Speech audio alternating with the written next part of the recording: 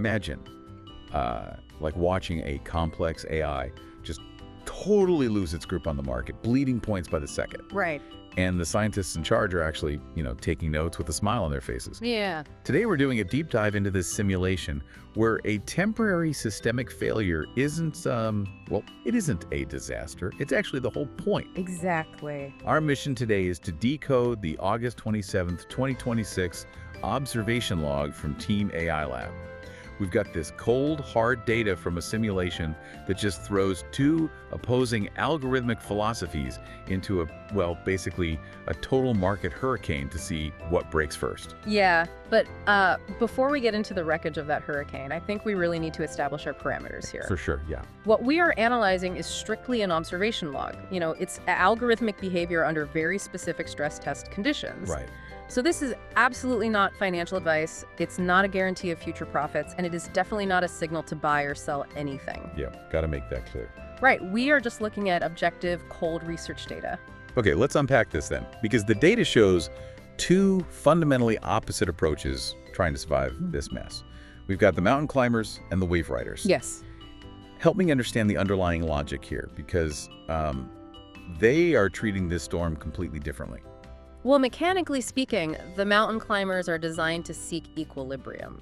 So think of them like active noise-canceling headphones. Oh, okay. Their algorithm constantly generates this inverse signal to cancel out the market chaos, trying to find absolute stillness no matter what's happening outside. Right. And the wave riders. The wave riders, on the other hand, function a lot more like regenerative braking in an electric car. Oh, I like that. Yeah, they don't want stillness at all. They are built to take that violent, chaotic friction of the market and actually convert it directly into forward momentum. So they basically need the volatility. Exactly. Which I guess brings us to the new talent draft at 9:00 a.m. Japan Standard Time. Right, the 9:00 a.m. JST draft. Yeah, this is where the algorithm decides whether to deploy fresh, untested trading units into the live simulation, right? Yes, exactly. So the mountain climbers deployed 0 new units. Nothing. But the wave riders drafted 2.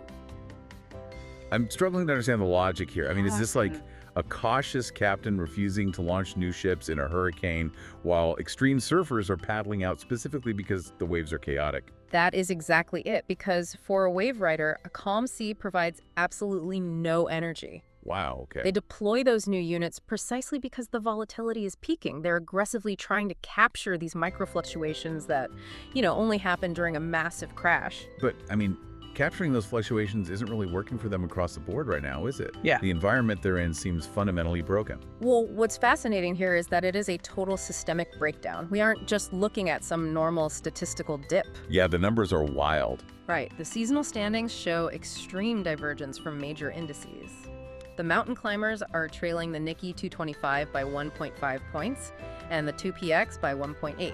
Okay. But the wave riders took a much heavier hit. They're trailing the Nikkei by 2.9 points and 2PX by 3.1. Wait, why the massive gap though? Shouldn't these super advanced models be able to track the index at least? Usually, yes. But we are seeing a totally abnormal event where the fundamental rules of the market have they've temporarily suspended gravity, basically. Oh, man. The algorithms are trying to apply standard historical logic, like assuming a stock will bounce back predictably after a sudden drop. Right. But they're applying it to an environment where that historical logic is completely useless. Here's where it gets really interesting to me, though. The survival rate of the main roster, the units that were already active. Yes, the adapters. Yeah. Despite their core logic breaking down, 7 out of the 10 active mountain climbers are miraculously still holding positive points. Yep. And out of 23 active wave riders just getting battered, 14 are still in the green. I mean, they're like lighthouses in the dark. How is that mathematically possible in this kind of storm? What are they seeing that the others missed? It really comes down to micro-adaptations. So while most of the fleet is sinking, the surviving mountain climbers that exited the protocol actually managed to score a positive 9.1 points. Wow, 9.1. Yeah, and they did it by locking into highly specific sectors like oil, securities, and insurance. They just found isolated pockets of stillness in the storm. And the wave riders, because I saw they pulled a massive 20.7 daily score today. Right, they didn't just survive. That specific unit aggressively bought into the micro dips of the crash. It converted that extreme friction we talked about into a massive jump. They basically found a violent current and rode it perfectly. So, okay, if the wave riders are capable of a 20-point daily surge, so what does this all mean for the big picture? How do we interpret the broader seasonal standings? Because those are rough. They are rough, yeah. I mean, the mountain climbers are carrying a negative 51.5 point carryover balance, and the wave riders are at negative 33.5.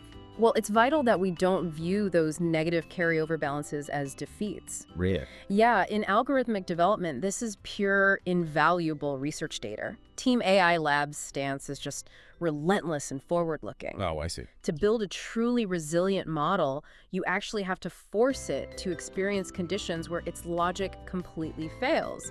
So those negative balances, they are the exact coordinates of where the algorithm needs to rewrite its logic for future victories. Oh, wow. What this shows us is that the next generation of AI isn't just being built to predict the future, it's actually being built to survive unpredictability. Precisely. And I think that raises a fascinating question to leave everyone with today. Does an AI actually learn more from, perfectly navigating a simulation or from the absolute crushing failure of getting wiped out by a storm? It really makes you wonder how much destruction is required to build the perfect model. That is absolutely the ultimate question of this deep dive. Yeah. Well, if you want to keep following this algorithmic experiment and explore that question with us, make sure to subscribe to the channel. And also, definitely visit the Substack linked in our description and sign up for the premium Substack subscription so you can get your hands on all the deeper analytical data we just couldn't fit in today. Thanks for joining us.